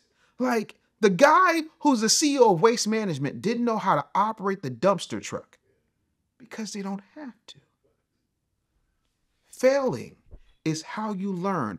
My successes only validated the fact that I was really good at what I did. My failures showed me that I can get out of the bad situation I put myself in. Even if it wasn't my fault, it was my fault because I signed up for it. Even if it wasn't my fault because I did the right thing, I did the right thing for the wrong people. The only way to be successful is to take ownership and embrace the fact that you failed, but you are not a failure. Name me a movie you love. Any movie that you... What's your favorite movie? Godfather, the second one. Cool. How many mistakes did Vito Corleone make? Many. All right. How many mistakes did Michael make? Many. Every time I leave, they keep pulling me back in. Fredo. I love you, Fredo. Yeah. Listen, leave the guns, take the cannoli. Everything is a masterclass in fail. Look at Carlito's Way, one of my favorite movies of all time, and not for Carlito. My favorite character in that movie is Benny Blanco from the Bronx. I identify with that guy. I identify with that guy. Because you know what he is? He's an allegory for the future. Forgive me for those of you who don't know me, because this is going to sound like some Kanye shit, but I promise you I'm not. I am an allegory for the future. You can choose to do the smart thing and acknowledge me while I'm trying to give you your flowers, or you can then look for me to put two in your gut, metaphorically speaking. The future is coming whether you're prepared for it or not. You don't have to like that the future is coming, but it's coming. And then one day, there's going to be some kid who's going to be like, I'm going to take Dave Anderson's spot. And that should be. Because if not, what are we doing this for? But instead of rejecting the kid who has different ideas, embrace the kid. Do you know when Regis Philbin had his greatest run? It was after Kathy Lee Gifford left the show and Kelly Ripa came on board. Because it went from two old people that nobody cared about, that your grandmother would watch, to this old kooky uncle and this really, really good looking, according to America's standards, soap opera star that everybody loved. Then all of a sudden, Regis became cool. He could slap Nicki Minaj on the butt and be like, oh, that's just so crazy, Regis. Young people give you an opportunity to live again and to show you something about yourself that you didn't realize you had. That's the beauty of new blood. We've got to start embracing that instead of telling them shut up and sit down. Find out what they want to do. Neil deGrasse Tyson said, y'all are so wrong because you're upset that your kid took out an egg and dropped it on the ground. It's a 20-cent well, now it's about a $2 science experiment, but at the time he recorded it, he said it was a 20-cent science experiment. Why do we stifle our kids? Because we've been conditioned to by Rockefeller and his god-awful education system. So my thing to you is that we've got to put ourselves in a position where we embrace failure, right? Do you know what WD-40 is? You know why it's called WD-40, right? Okay. So the makers of WD-40 kept trying and trying and trying to come up with a formula that does all the things that WD-40 does. And they failed 39 times. The 40th iteration was that. Kathy Hughes, who owns Urban One, his son Alfred Liggins runs the company. Kathy Hughes slept in the, I think in the lobby or in the conference room of WOR after she bought it.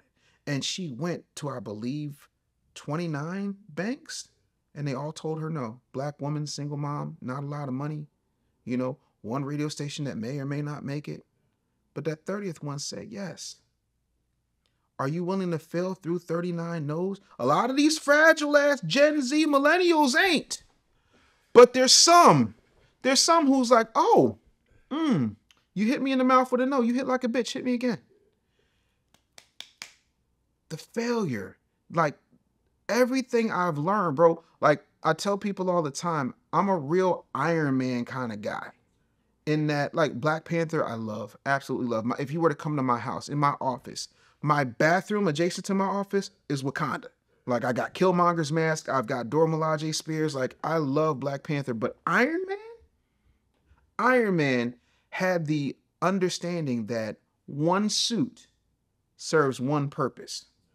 His first suit was built to get him out of the cave away from the terrorists. His next suit was built so that he could go take care of the things the military was too handcuffed to do.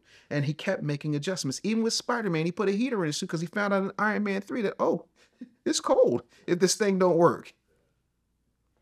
You keep what works. And then you discard what doesn't and you build again.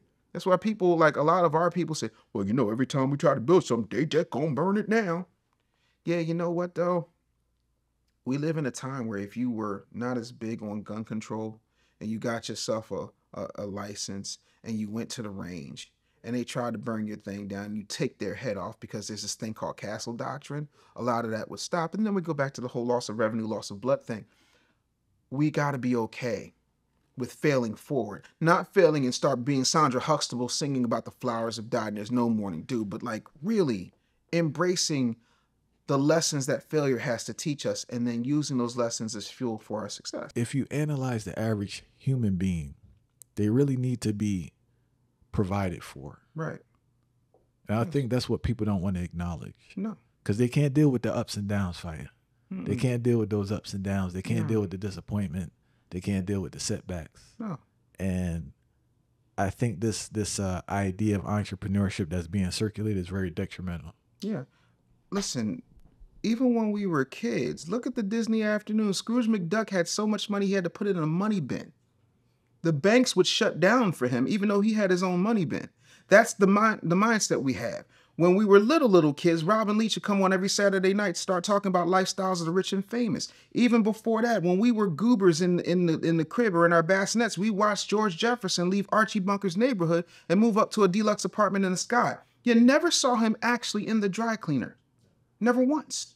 You saw him talking to his doorman. You saw him talking to his black maid. You saw him deal with the complaints of his wife who did not have to work. But you never saw what it took for him to get out of that horrible ass neighborhood that was full with white trash and broke Negroes and people who had a really stupid mindset that they couldn't get past.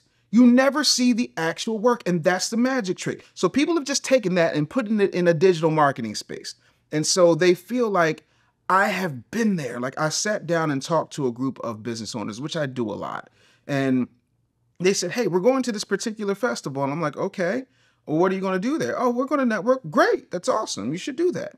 Well, yeah, we're also going to all get a booth. I'm like, but you all do different things. Like one person sold, let's say, t-shirts. Another person sold food, which you can't have at this particular festival. Another person was in waste disposal. And I'm like, all of y'all are going to pay $13,000 collectively for this booth. Are y'all going to run a kissing booth? Like, what is the actual plan? Well, we just want to be there.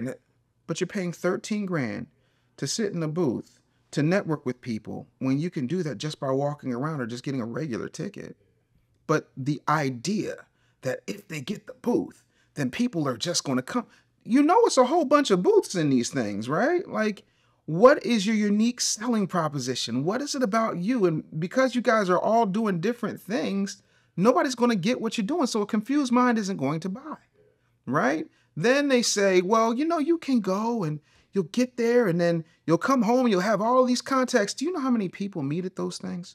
You know where most of those business cards wind up? In a drawer in the trash. So you haven't built any real relationship. People do business with people they know, like, and trust. This isn't new information. It's just information we've chosen to ignore. What is the origins of this anti 9 to 5 culture? So I think, and I don't have any statistical evidence, but I think it's come from the fact that we live in a time where you have people who are making money for doing nothing. Like, we're in what I call the Seinfeld economy. Seinfeld's a show about nothing. You've got people making millions of dollars for doing nothing. What is the talent Kim Kardashian has? Explain Bad Baby, right? Kai Cenat. And again, he's a gamer, but is he that good? You know, like, his streams are just really good. Like, he's able to pull in a crowd. And again, nothing against those people, but we live in a world where there's a kid right now making $30 million for reviewing toys he does not manufacture named Ryan. So when you see that and you look at that juxtaposed to the decisions you've made in life, one of the major decisions that Black people tend to make is go to college, because we've been fed that if you work hard and you go to college, you get a good degree, then you'll get a good job, and then you'll get that job to pay off school.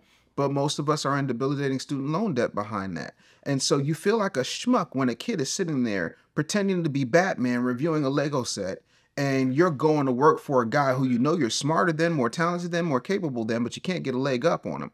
That's where it comes from. The other part of that is 9 to 5s and the entire education to industry, industrial complex plays a role, what Rockefeller did 120 some odd years ago.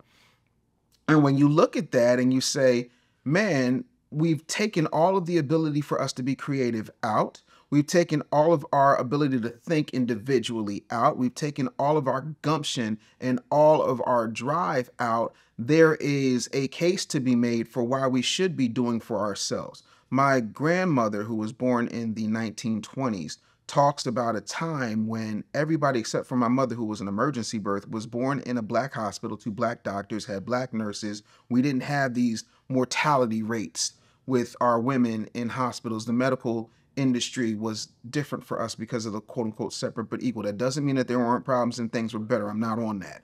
But the truth of the matter is, what did we actually integrate to? So there's this level of, we're back on a plantation. We're either on the 9 to 5 plantation or we're on the prison plantation, you know, and there's very little in between except for that small little piece of daylight called entrepreneurship. But people don't understand that there's a lot going on there. And so people take that and they exploit it, and then they begin to demean people who are doing things in order to feed their families and make this economy work. I am not able to sit here and talk to you in the middle of the week in the middle of an afternoon because I don't have a team. Like, there are people who work a 9 to 5 with me, but every last one of my employees also has to have a business. That's how you keep that going. And I think we miss out on that. And then we're beaten down so much with the, well, everybody can't work a 9 to 5. Well, everybody can't be LeBron James either. Does that mean that you don't have skills? Everybody can't be Michael Jordan, but look at what Scottie Pippen did when Michael Jordan retired and went to play baseball. He still won 56. He still went to the playoffs. He still stood on the television like, MJ, come on back. I got it. We good. Because the team was strong, right? And sometimes you're not going to be Beyonce. Sometimes you're going to be Michelle Williams, and Michelle Williams is dope, but she ain't Beyonce dope. There's levels, and that's okay. We got to be okay with everybody not being the star player. Everybody likes to talk about, oh, well, we all come from kings and queens. Yeah, and some of us came from court jesters. Some of us are the descendants of people that Harriet Tubman would have shot. And we got to be okay with where we are in life. I'm not good at everything. I'm good at what I need to be good at, and I pay people to be great at the things that I suck at. That's how that works. We need each other. So I'm not really big on the anti-9 to 5 talk. I am against the 9 to 5 for me, and I'm against the 9 to 5 for anybody who can't function in that environment, who doesn't play well in the matrix. The problem is people are going out here and they're saying that none of us need to be in that system. And that's stupid. You're the author of a book, Pitch, Close, Upsell, and Repeat, right? Yeah. I want to discuss the psychology of sales, but I want to talk about how sales have changed dramatically in the last 2 decades. Okay. Wow. So that's my favorite book. It's my second highest selling book. It changed a lot of people's lives because sales seem like to be so hard and mystifying for people that I wanted to create something that you could read, you know, in the morning when you get up, you go to the toilet, you sit down, 2 shits, then you're done. And for me, I've noticed that sales have changed because we've moved into this rock star entrepreneur, what's the word I want to use? I don't want to say scammer culture, but there's a lot of people out You here. could say it, fight scammer culture. Yeah, no, there's a scammer culture. There is a scammer economy where people give you the idea of entrepreneurship and none of the actual structure or substance, because the structure and substance isn't sexy. You know, sitting up and getting attorneys and accountants and doing all of those things in order to structure your business becomes a problem for people because that's not the fun, exciting part that you can then show off on your highlight reel you call your Instagram or any social media feed.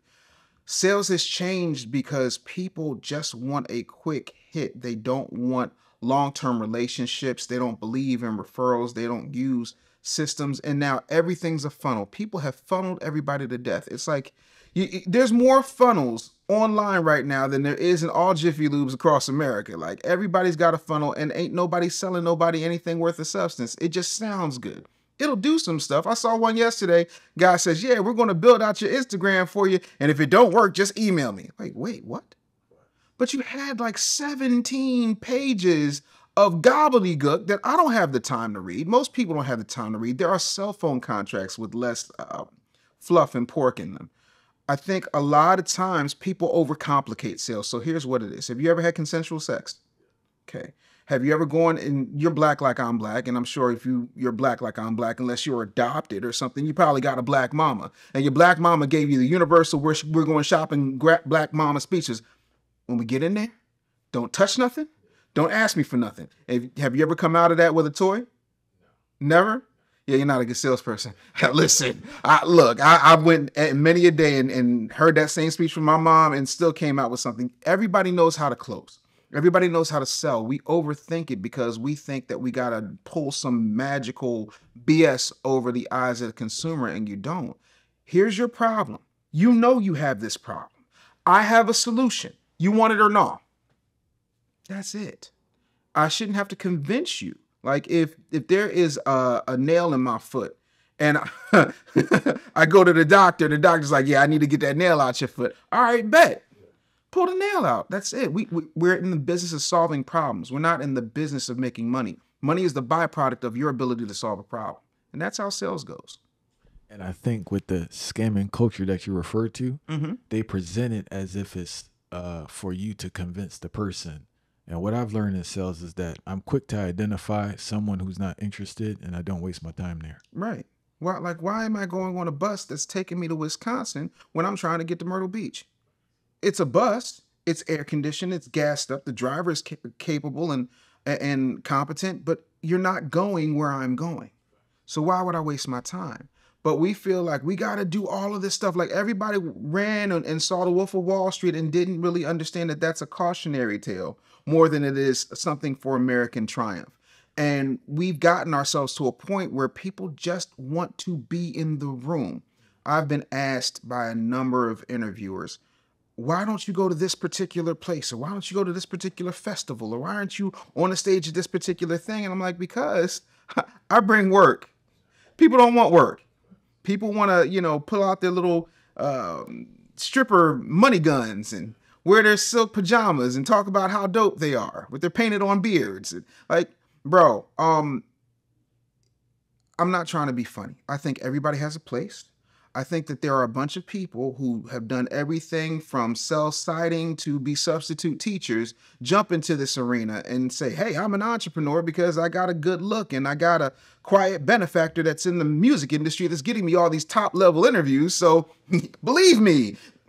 No, I don't. Because if I can't point to anybody that you've gotten to 6 figures or 7 figures, what are you talking to me about? But it doesn't matter. People just see famous people. And it works. It's the same thing with politics. Look at what happened with that Kamala Harris rally. She had Quavo and Megan Thee Stallion. Not one policy. It's the same thing. And that's not to disrespect the vice president at all, but facts are facts. And that's where we are. The scammer culture tells you that you don't have to work hard for your money. I will tell you the safest place you can be If you don't want to work hard for your money, is a 9 to 5. Go there, please. Absolutely. Be the non-playable character you should be and deal with that. And there's nothing wrong with that. I think people really downplay a regular living, right? This is for crazy people. Facts. I'm nuttier than hooker spit at an all-star weekend. I do not want to work for anybody. I'm a horrible employee because you're going to give me an assignment and I'm not going to do it your way. I want to do it the way that makes sense for me. The only place that works is in a place that I own. That does not work in the real world because y'all want me to stay traditional. You want me to do it the way you want me to do it. You want me to hit these KPIs because you like your key performance indicators and all your fun little brass rings. I don't care about your promotions. I'm going to do the job the best way it needs to get done. And the only way to do that is for me to do it for myself. Everybody ain't built like that. Most people don't have the balls or the guts or the infrastructure and the acumen to really pull that off. So you don't have to come out here and try to pretend to be something that you're not. Just be who you are, and that's okay. Do you believe your comedic timing helps you in sales? Absolutely. Here's the thing. I have this thing, and I didn't put it in pitch, close up, upsell, repeat, and I didn't put it in sell it like Jesus. I might put it in Jesus the Influencer, which is my next book. But I call it charm, then disarm. Your shoulders drop if I make you laugh, right? When I was chunky and I worked for, Honeywell had a security system. And I would watch the news every day, so I know which neighborhood I was going to hit to try and sell some security systems. So I would look for the rape, I'd look for the murder, I'd look for the assault, I'd look for the armed robbery. Oh, 1600 block of Philolina Street? That's where I'm headed. Yo, did you hear Miss Jenkins got robbed? You got a security system? You don't. Shoot, it's only 49 bucks. You got 49 bucks to protect your family because you think they're going to stop at Miss Jenkins? They coming to you next. Or it got to a point where people are like, well, I got ADT. I'm like, oh, can you show me the system? And they take me to their basement. And this is before ADT went wireless. And I'd like to say that I was a big part of why ADT went wireless. And I was like, oh, I'm a real big guy. And I'm like, yeah. I'm like, do you think you could take me physically? Probably not. Now keep in mind, I'm 561 pounds. I'm just shy of 6'2", right? You can't take me. You know I'm going to hurt you if I was a robber, right? Or a burglar. Yeah. I said, so this is your system, right? They said, yeah. And in the back of my pocket, I pull out a small pair of bolt cutters, cost me $4 from the Home Depot. Snip. Now call. Now how good is that alarm? You just cut my wire. Oh, don't worry, it's insured. They'll put another one in if you don't go with us. But ours is wireless. We ain't got no strings. This is a Pinocchio system. ADT stands for automatic death trap. Like, see what you did though? You laughed. I just killed your system. I just cost you money, but I made you laugh. Now you understand how stupid that is. Oh, you got a dog? Can your dog stop one of these? And I pull out a hollow point. Can your dog stop one of these? I could take care of your dog. I could either feed him something and put him to sleep and give him hush puppies like my ancestors did, or I could put 2 in his head. Fido don't mean nothing to me. This don't sleep. You ain't got to feed it. It's wireless. It ain't going to go out. Storm go out. It got a battery backup. And it's cellular. You can't beat this. So, needless to say, ADT came and hired me away because I was costing them too much money. But that was the whole thing. I would charm, then disarm. I would make them laugh. I would talk about the fact that y'all ain't even make me nothing. You going to bring my big ass in here. And I'm going to do all this presentation. I'm going to show you that you need motions and you need a door alarm. You need a window alarm upstairs. And you're not even going to offer me a sandwich, bag of chips, nothing. They're like, man, you crazy. Yeah, I am. Let's go get this done, man. We'll eat later. Yeah. Making somebody feel comfortable and building rapport is all humor is. You're trying to get the audience on your side. My audience right now is a homeowner that needs a security system. It absolutely helps. Not to mention, in my background, when you are in an industry where there are people who look really good and there are people who don't look really good, and you're a single guy in the club, who they attracted with that line? What's your name? What's your sign? As soon as he bought that wine, I'll just creep up from behind. I had to have a mouthpiece on me that was quick. At one point I was on a military base in the shadow of 9/11. Do the math. So you got to have a quick mouthpiece, and you got to be able to charm people. You got to be able to make them laugh. You got to get them out of that. I'm not gonna pay a lot for this muffler. This right here is a blockage stance. This makes me feel like I can kind of protect myself. I ain't gonna fall for your bullshit. But if all of a sudden, got you. That's how it goes. So yeah, it's absolutely a tool. The timing for a comedian, is it something that could be developed, or is it something that's innate that you improve on? Yes, it's both. So, like, Rodney Perry's a really good friend of mine. Rodney Perry famously works and writes with Monique, right? He would tell me all the time, like, Dave, the thing about comedy is it's not comedy, it's magic, right? It's misdirection. You're taking them someplace, but you're going someplace else. You know what I'm saying? So, you know, I had this joke where I was like, listen, I'm, you know, I lost a lot of weight because, you know, my girlfriend's a vegan, you know, so it's pretty much means that I'm a vegan. So I got to eat the Beyond Meat and so on and so forth. And, you know, all the stuff that's in milk, it's absolutely horrible. There's only one problem with having a vegan girlfriend. My wife don't like the bitch. The misdirection, I got you. So, like, you can always find a way to get people so focused on one thing that when you hit them with it, it's crazy. When I was Laugh House Original, Michael Collier gave me my first stock joke, right? And he says, "All right, this is what you're gonna tell him." He said, I got in an elevator, you know, and I saw this beautiful woman, probably the most beautiful woman I've ever seen. And I couldn't help myself. So I went to her and I said, "Excuse me, miss, can I smell your pussy?" And she said, "Oh my God, of course not." He said, "Well, shit. Damn. Must be your feet then." I was like,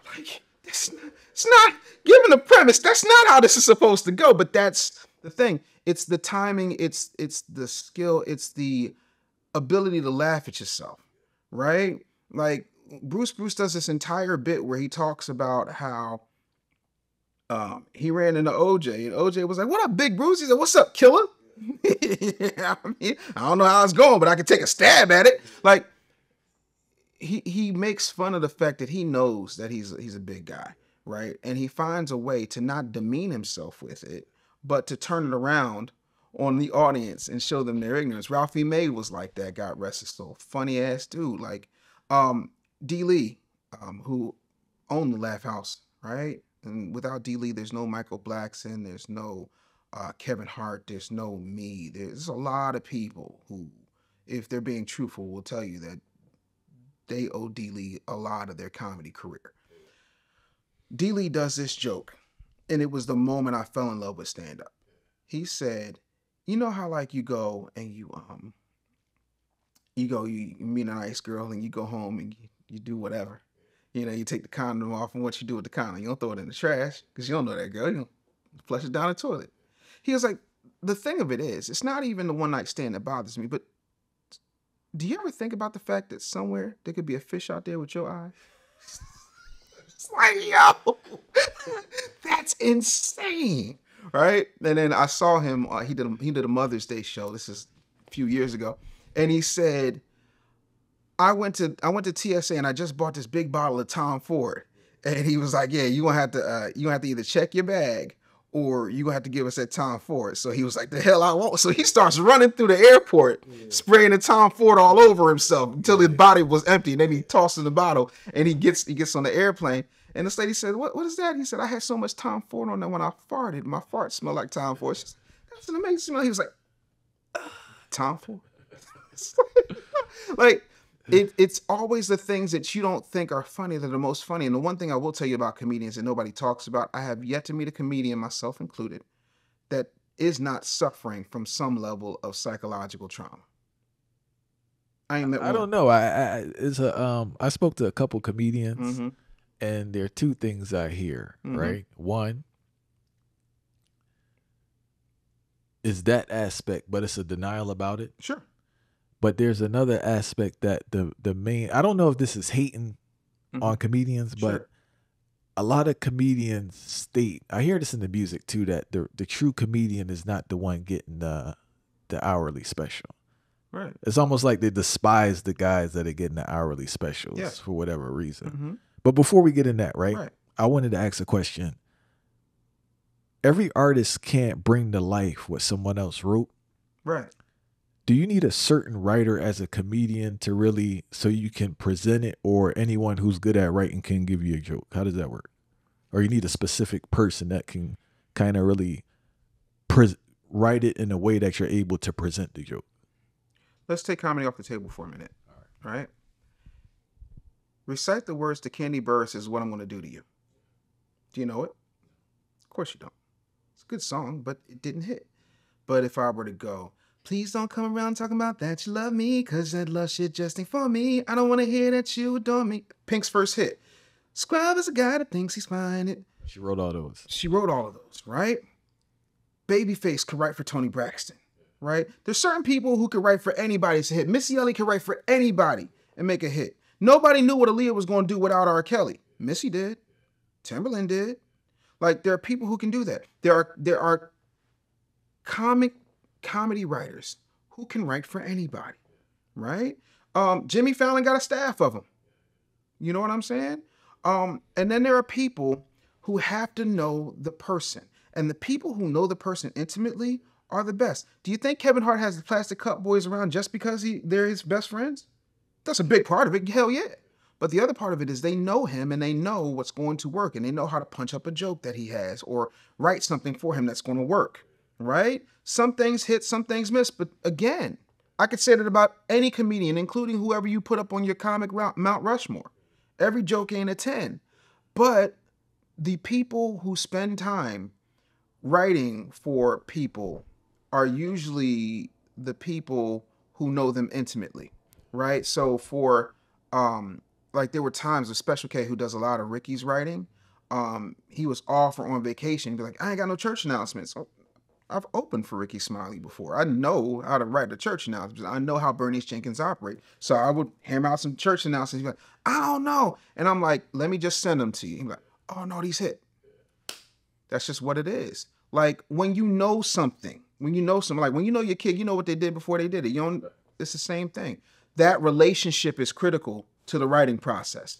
Because yeah, you can write a joke that's funny for anybody, but to write a joke that's specifically tailored for somebody, that's a skill that's cultivated either over time through relationship or through intense study of that person. All right. I want to jump back to the suffering of the comic, right? Why do you think that's the case? Okay. As a radio personality, I stood in a box for 4 hours and said, what I have to say is so important that millions of people wanted to hear it. The number one fear of humanity, according to several studies conducted through decades of research, is not death.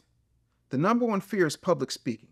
So you're going to do it in a room that's automatically hostile because they don't believe that you can make them laugh. And you're going to stand there for an hour and say things. And I want to add, you know why the comedian is so unique to me? In sports, you have a team, even though you're in an arena. Most artists, if you really check it, a lot of them don't really, they kind of stay close to the band. I noticed Michael Jackson would turn the lights off and do his own thing. But most people have company. Like you're there by, that's the wild part. Like you're literally there by yourself. You know? Right. So there's something a little ticky boom boom about somebody who wants to have a spotlight directly on them. And at any given time, anywhere from 100 to 10,000 people can turn on you in a moment. There's something off about that. But you know what it is? When you get that first laugh, bro, there's not weed strong enough. There's nothing that comes close to that laugh, bro. It's a high. It's like, yo, I got him. Watch comedians when they come off the stage. I whip their asses. He can't follow that because that becomes a thing. Because there you're valid. On that stage, you're valid. On that stage, you're somebody. But somewhere in your life, I'm willing to guess, I'm willing to bet that there's an aspect of your life that you're not that person. You're not the man. You're not the woman. There's pain. Like a lot of people turn their pain into jokes. Even Kevin Hart did a special called Laugh at My Pain, right? Like that's what we're doing. That's our therapy. But with the comedian now, right? I think you have to be on a certain level to have access to people to help you write, or no? I mean, Depends. sometimes it'll be your friends. Be your friends. Yeah, like, because comedy is a fraternity, right? Now, there are people in the fraternity that are superstars, and there are people in the fraternity you never heard of, right? We're all in the same fraternity, right? And the one thing I tell people all the time, I got a really good education at the Laugh House. I remember one time I saw Tommy Davidson rip for 2.5 hours. And I stopped him because I was a warm-up comedian at the Laugh House. So I was always there. I'd do like marketing promotion. I would give out tickets because the money's not made at the box office. The money's made at the food in the bar, right? So my whole thing was, I got to him. I said, Tommy, I got to know your writing process. And he laughed at me. He said, kid, I don't write. I said, I do my writing from the stage. He said, when I'm done and I know something hit, I'll write it, I'll refine it, then I'll work it in. But I'm not sitting here, let me write these jokes. No, you will learn everything you need to learn by getting up on that stage and just getting your reps in, getting your reps in, getting your reps in, right? Thea Vidal ripped my routine apart from stem to stern and then put it back together. And the next week, I destroyed. Jeff Brown, who wrote all of the funny stuff you've ever laughed at D.L. Hughley for saying, I said that the way I wanted to say it, and I said it how I meant it. Jeff Brown wrote all the funny stuff you've ever heard D.L. Hughley say, is a master at taking your premise and making it side-splittingly funny, right? There's something about the construction of a joke and putting it together and watching it evolve over time. Andrew Schultz will do 60 dates before he does a special. He'll do them in like small, mid-sized clubs. Like working out in a sense. Yeah, you're working out, you're figuring out what works because you want to do new stuff. And then you also got to push yourself. Like, most people can't do an hour-and-a-half crowd work special. Schultz can. DL can. Or at least I've seen DL do an hour-and-a-half of crowd work. I don't know if he can do it now because I don't really, But there's that stretching of that muscle. And the people who become superstars are the people who really embrace the people and who understand that the game is not just played on the stage. You can tell people to put their phones away, they won't. You can have people control that. Somebody, some wait person, some bus boy is going to be filming when you're not looking. So you're going to have to be able to come up with new material quicker than you ever had. And then if you're smart, you'll have somebody filming, and you'll take that and you'll put out clips and you'll tell people when your dates are. But a lot of us are trapped in tradition because the old ways work. Well, the old ways are dying, boo-boo cakes. Didn't COVID show you that? So, it's a science and an art. It is the most scientific art I've ever had the pleasure of experiencing.